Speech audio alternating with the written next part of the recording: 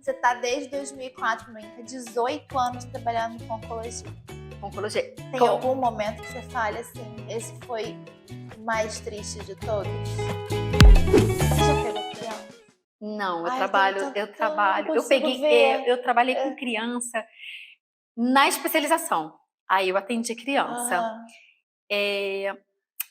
Tem uma situação que me ocorreu com uma criança na internação que eu nunca imaginei que isso fosse acontecer. Ela já era uma adolescente, eu acho. E no dia, ela estava sentindo muito desconforto respiratório.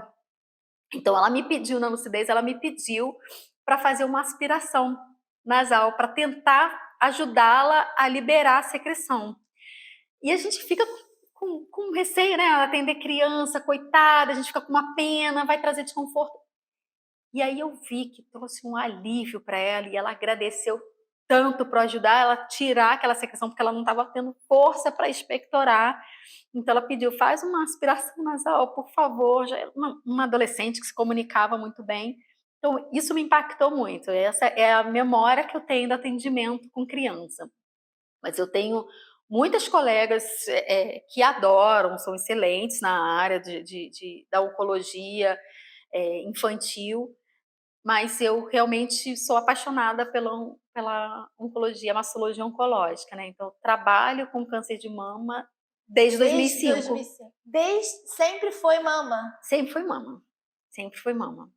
Sempre fui. Posso entrar numa polêmica aqui, louca, assim? Do nada, que eu lembrei. Não foi a Angelina Jolie que tirou as 2 mamas já por causa que ela tem possibilidade de ter câncer de mama? Foi. Qual é a situação? Que história é? Me conta, porque eu olhei isso e falei, gente, garota louca. Mas assim, na época que aconteceu isso, foi tão polêmico e para quem não entendia o caso, eu cheguei a comentar, poxa, será que a Angelina Jolie está fazendo um desserviço como uma pessoa pública, né? Ela não está fazendo um desserviço para a população, porque internacionalmente todo mundo ficou sabendo. Mas a história da Angelina Jolie é o seguinte: existem alguns tipos de câncer de mama que se a mulher tiver uma alteração genética, que essa alteração genética, principalmente do gene BRCA1, BRCA2, que produzem as enzimas de controle de alteração celular. O que eu quero dizer com isso? O que significa isso?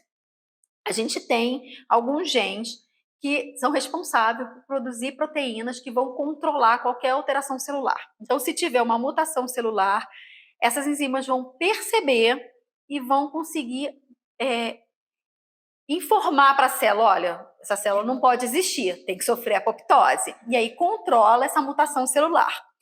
Quando a gente tem essa alteração genética, esse controle não passa por esse controle, não existe. Uhum. Então, a Angelina Jolie, ela já tinha perdido tia para o câncer de mama, a mãe tinha falecido por câncer de mama, então ela tinha uma história familiar genética de câncer de mama e câncer de ovário. Então, ela fez o teste genético, ela viu que ela tinha essa alteração genética e os filhos dela pediram. Então, os filhos falaram que não queriam perder a mãe, teve esse impacto, porque as pessoas que têm essa alteração genética, 60% a 70% dos casos de câncer de mama são ao acaso. Uhum. Mas a mulher que tem a alteração genética, perto de uma mulher que não tem alteração genética, o risco é muito maior de desenvolver o câncer de mama. Então, a gente pode dizer que a gente tem um risco acima de 85% para desenvolver o câncer de mama. Então, ela fez a retirada profilática das 2 glândulas mamárias, fez retirada dos ovários também. Ela fez também a retirada dos ovários para prevenção. E vive bem. Então, assim, eu cheguei a comentar sobre isso nas aulas com alguns alunos, cheguei a comentar com colegas se isso não impactaria tanto, principalmente em rede pública, porque a gente não pode fazer isso preventivamente, não tem esse apoio. Então, assim, muitas mulheres... Mas eu acho que poucos médicos também aceitariam. Eu resolvi hoje que eu vou... porque você precisa fazer o teste genético. Mas, assim, quem trabalha com genética fala que ela fez o certo. Quem trabalha com genética... Que provavelmente ela iria ter câncer, Exatamente. Você demoraria muito para descobrir porque o corpo não avisa, não é isso? Mas se eu Desculpa. entendi, é isso? Assim, não existe. A gente fala em prevenção para câncer de mama com hábitos saudáveis, Sim. mas é diferente da prevenção para um câncer de colo de útero. O câncer de colo de útero ele tem uma lesão precursora, porque o câncer de colo de útero ele está mais associado com HPV. Sim. Então a gente faz o Papa Nicolau, que é o exame preventivo, para detectar o HPV ou uma lesão precursora, retirar essa lesão e aí a gente tem a prevenção do câncer de colo de útero. Tá. O câncer de mama, quando a gente descobre numa mamografia, numa ultrassonografia, já é o câncer. Você tem que fazer o tratamento. Entendi. Então, mesmo que ela detectasse numa fase precoce, ela ia ter que passar por todo o tratamento. E aí vai depender da gravidade, né? Não vou falar que todo o tratamento é igual para cada mulher, mas tem dependendo da gravidade, você vai ter que fazer radioterapia, quimioterapia, então teria que passar, às vezes, por essa situação. E tem um índice alto de câncer de mama, né? O câncer é o mais incidente no mundo inteiro. No mundo todo. No mundo todo. É o de maior incidência. Chegou agora a ultrapassar até o câncer de pulmão. E o câncer de pulmão afeta homens e mulheres, numa proporção muito parecida. O câncer de mama, a maior parte são as mulheres. Porquê, gente? Fico pensando. Em alguns países, eles já começaram a discutir sobre a questão de overdiagnóstico, que eles falam. Se eles não estão exagerando demais nesse diagnóstico precoce. Porque alguns tipos de tumores não necessariamente vão virar câncer.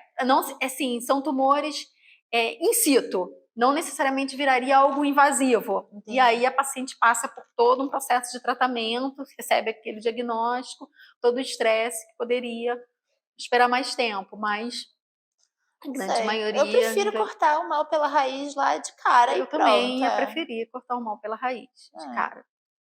Então tá, você fez mama a vida inteira. A vida inteira. Aí você fez faculdade, aí depois você continuou estudando, fez especialização em oncologia, fiz mestrado. Em que? Eu fiz o mestrado na Unirio, foi na área de neurologia, mas é porque eu queria fazer em síndromes dolorosas pós-mastectomia. Então, era algo que esse mestrado em neurologia eu poderia puxar essa minha pesquisa, porque dor tem relação com questão neurológica, então eu fiz em câncer de mama também. Fiz neurologia, mas em câncer de mama. E que dores a gente sente? Assim? A gente tem até... neurológica, é real? Não, é real, é uma lesão nervosa, então a síndrome dolorosa, a gente... é denominada como síndrome dolorosa pós-mastectomia, mas eu prefiro falar síndrome dolorosa pós-tratamento cirúrgico do câncer de mama, porque não está diretamente relacionada à mastectomia. Tem dor que está relacionada à cirurgia axilar, à retirada dos linfonodos axilares, porque pode ser por uma lesão do intercosto braquial, que é um nervo que está ali na região, passa pela região da axila, então ele pode ser lesado ali. Então, são 4 causas dessa síndrome dolorosa, né? Que pode gerar essas síndromes dolorosas. Pode ser a lesão do intercosto braquial, a dor na mama fantasma. Então, qualquer retirada de algum membro a gente sente dor, até a retirada de um dente. Então, da mama também pode acontecer de sentir dor. A formação de neuroma ali, é claro que neuroma é muito mais comum em amputação de membros, porque a gente tem muito mais axônios ali, né, inervação sensitiva, mas pode acontecer de formação de neurônio na região torácica, e a lesão de outros nervos, que não são essencialmente sensitivos, mas pode acontecer das suas fibras de controle, né, nervório, vasórum, acabar alterando também a sensibilidade gerador.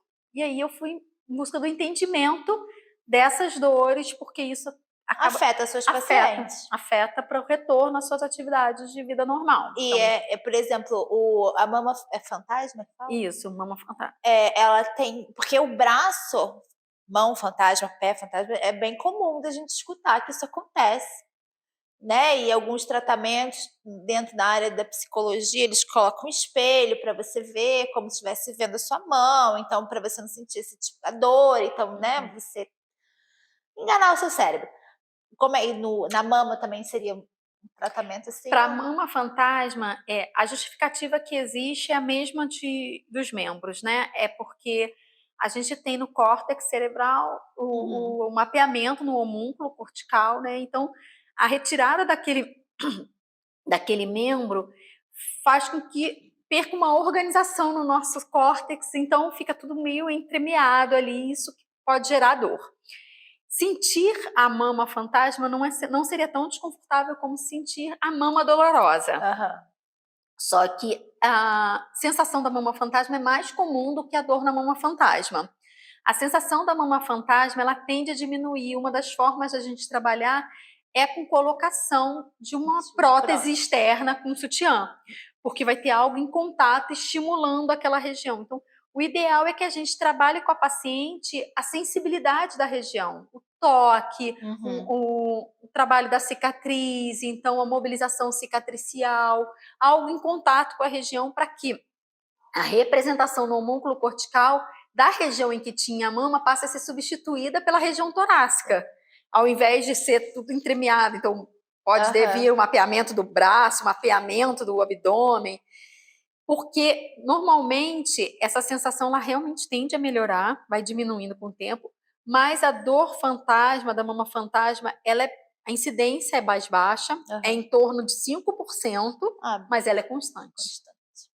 Então, a gente observou numa pesquisa que a gente realizou, que foi até um braço do meu trabalho, do mestrado, em que 6 meses depois era em torno de 5%, e se manteve até 2 anos depois. 5% do total das de pacientes. quem faz mastectomia? Das pacientes É que fizeram. alto, então. É. 5% é Pode alto. ser, porque também o N da pesquisa não foi muito grande, porque a pesquisa era para ver todas as síndromes dolorosas, então foram 204 mulheres, mas nem todas tinham feito a mastectomia. Então, foram em torno de 85 mulheres que fizeram a mastectomia. Então, pode ser que a gente aumentando esse N, a gente consiga diminuir um pouco. Consiga diminuir um pouco. É porque se a gente pensa que 5% vai ter dor é muito do ruim. membro, é muito ruim. É muito uma ruim. dor constante para sempre.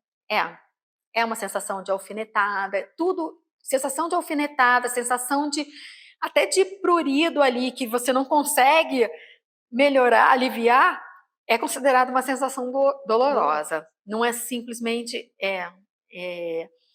facão, fisgada, intorção. Não necessariamente dor forte, mas qualquer sensibilidade que esteja desconfortável para a paciente. Muito interessante seu mestrado.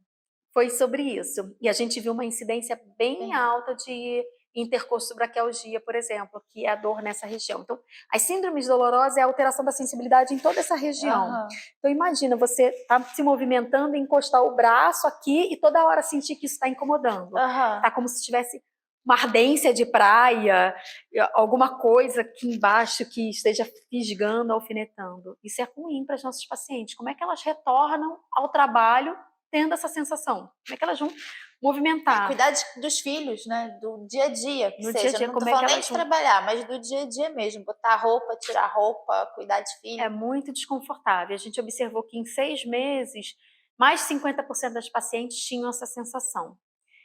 Outro trabalho já foi feito depois disso. E é sempre no lado que eu tirei a mama. Sempre, porque é a manipulação desses linfonodos. Outro trabalho depois dessa minha pesquisa foi visto em avaliação das pacientes 1 ano após a cirurgia. Não foi um acompanhamento, mas foi um recorte do tempo, né? Foi um estudo transversal. Pegou as pacientes 1 ano depois da cirurgia e avaliou. E mais de 60% das mulheres relataram que tinha uma sensibilidade alterada ali ainda. Então isso impacta. Cara, eu sinceramente, eu acho que... Eu vou falar de mim em relação à cesárea. Bem nada mais, um monte de mulher faz. Mas eu tenho uma sensibilidade enorme em volta da minha cesárea. Enorme, na lateral, tudo aqui. Então, eu imagino, quem tirou uma mama, mexeu em toda essa parte aqui, essa sensibilidade... É muito desconfortável. Você mexe muito ali dentro, né? Exatamente. E tem toda uma questão também emocional, né? Tem uma questão da sexualidade, da sensualidade, a gente se sente mais. O reconhecimento. Né? Faz parte do corpo feminino, né? A gente se enxerga assim. Exatamente. Mas dá para botar silicone ou não? Porque tirou muita pele. Depois da cirurgia, as reconstruções elas são feitas muito mais com tecidos autólogos, que são do próprio corpo. Então, pode rodar a musculatura do abdômen, pode rodar a musculatura das costas.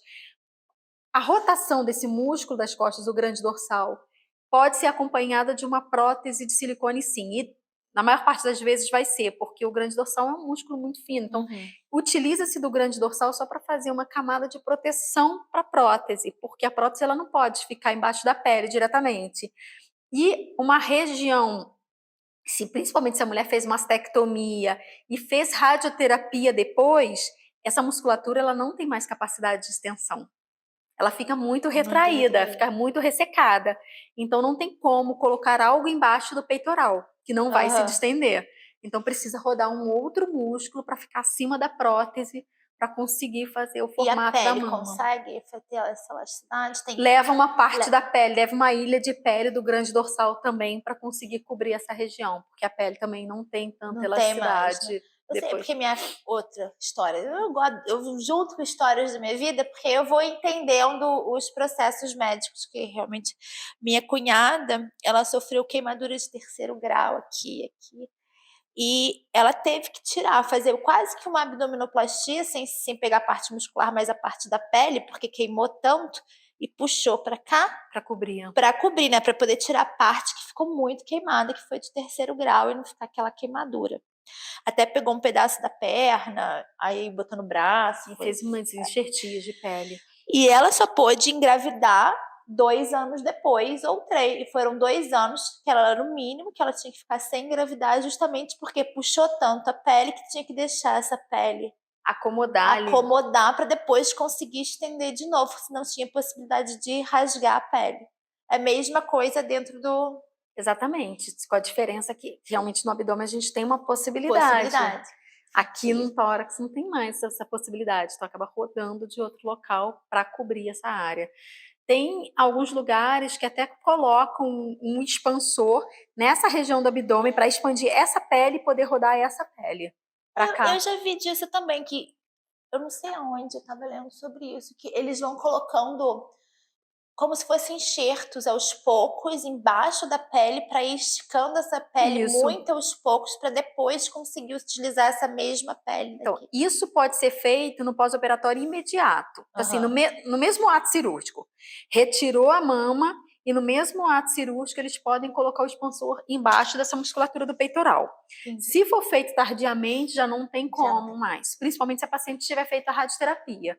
Mas se essa paciente não tiver feito, se puder fazer a reconstrução imediata, eles podem fazer essa expansão, sim. Isso é protocolo de reconstrução imediata, não? O protocolo de reconstrução imediata é muito mais com expansor e com prótese. E o protocolo de reconstrução tardia é muito... particular, né? No INCA a gente não vai ter. No INCA tem também, tem.